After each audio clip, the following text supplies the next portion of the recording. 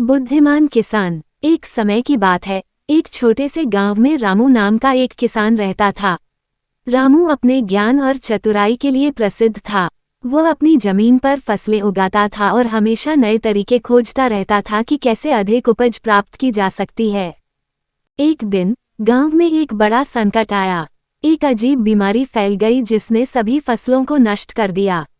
सभी किसान परेशान और चिंतित थे, लेकिन रामू ने हार नहीं मानी। उसने एक योजना बनाई और सबसे पहले उस बीमारी का कारण जानने की कोशिश की। वह पता लगाने में सफल रहा कि बीमारी एक विशेष प्रकार के कीट से फैल रही थी।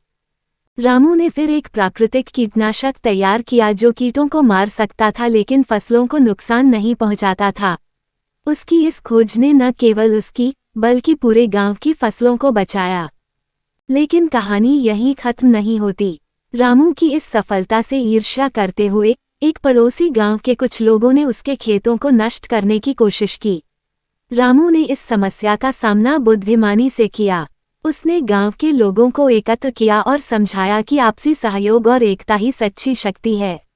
उसके इस प्रयास से न केवल उसके खेत बचे, बल्कि दोनों गांवों के बीच एक नई दोस्ती की शुरुआत हुई। अंत में रामू ने सभी को सिखाया कि ज्ञान, बुद्धिमानी और एकता की शक्ति से किसी भी संकट का सामना किया जा सकता है।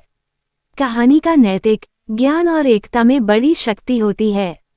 संकट के समय में भी एक बुद्धिमान व्यक्ति हमेशा रास्ता निकाल सकता है।